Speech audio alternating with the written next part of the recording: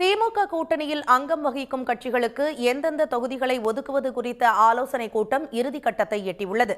இதனால் விரைவில் யாருக்கு எந்தெந்த தொகுதிகள் என்ற விவரம் வெளியாக உள்ளது.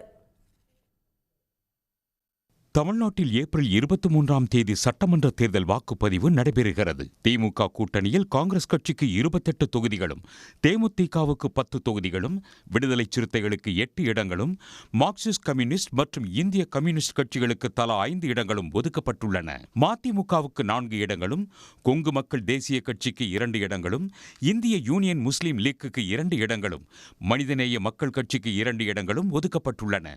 இந்நிலையில் காங்கிரஸ், தேமுதிக, இடதுசாரிகள், இந்திய யூனியன் முஸ்லீம் லீக், மனிதநேய மக்கள் கட்சிகள் தாங்கள் போட்டியிட விரும்பும் தொகுதிகளுக்கான பட்டியலை திமுகவிடம் அளித்துள்ளன.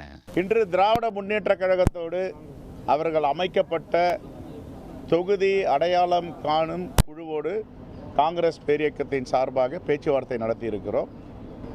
நாங்கள் கேட்ட தொகுதிகளை சிலதை அவர்கள் கேட்கிறார்கள், அவர்கள் கேட்கும் தொகுதிகளை நாங்கள் கேட்கிறோம். பேச்சுவார்த்தை சுமூகமாக நடந்திருக்கிறது. நாங்கள் ஏற்கனவே போட்டியிட்டு வெற்றி பெற்ற பாபநாசம் மற்றும் மணப்பாறை தொகுதிகளை எங்களுக்கு தர வேண்டும் என்று கேட்டிருக்கிறோம். கூடுதலாக வாணியம்பாடி, திருச்சி கிழக்கு ஆகிய தொகுதிகளையும் பரிசீலிக்க வேண்டும் என்று கேட்டுக்கொண்டிருக்கிறோம். 5 இடங்கள் அதனுடன் ஒரு 3-4 இணைத்து தாருங்கள் என்று சொன்னார்கள். எனவே நாங்கள் அதையும் கொடுத்திருக்கிறோம். எல்லாவற்றையும் சேர்த்து பரிசீலனை செய்கிறார்கள். அனைத்தும் நாங்கள் விரும்பி தந்தது தான், வித்தியாசமாக அல்ல. நாங்கள் தீர்மானித்து கொடுத்த பட்டியல் 8. எத்தனை கொடுத்துருக்கோம்? எண்ணிக்கை 8 கொடுத்துருக்கோம். ஆமாம், முதற்கட்டமாக இன்னைக்கு எங்களுடைய அந்த 10 தொகுதிக்கு எங்களுக்கு விரும்பிய தொகுதியில் நம்ம கேட்டிருக்கோம். அதில் கிட்டத்தட்ட ஒரு 70% நாங்கள் கேட்ட தொகுதி கொடுத்துருக்காங்க. இதனிடையே திமுக கூட்டணியில் அங்கம் வகிக்கும் மனிதநேய ஜனநாயக கட்சித் தலைவர் தமிமுன் அன்சாரி, எஸ்டிபிஐ கட்சித் தலைவர் நெல்லை முபாரக், முக்குலத்தோர் புலிப்படை கட்சித் தலைவர் கருணாஸ் ஆகியோர் தங்களுக்கு தலா ஒரு தொகுதி ஒதுக்கப்படுவதாக தெரிவித்தனர்.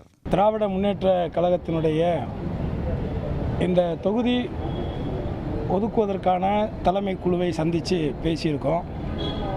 முக்குலத்தோர் புலிப்படைக்கு ஒரு தொகுதி உறுதி அப்படிங்கிறத வாக்குறுதியாக கொடுத்துருக்காங்க.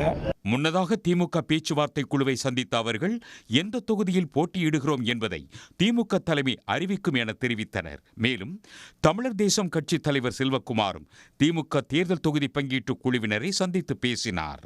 உடனுக்குடன் செய்திகளை தெரிந்து கொள்ள சன் நியூஸ் பெல் ஐகானை கிளிக் பண்ணுங்க.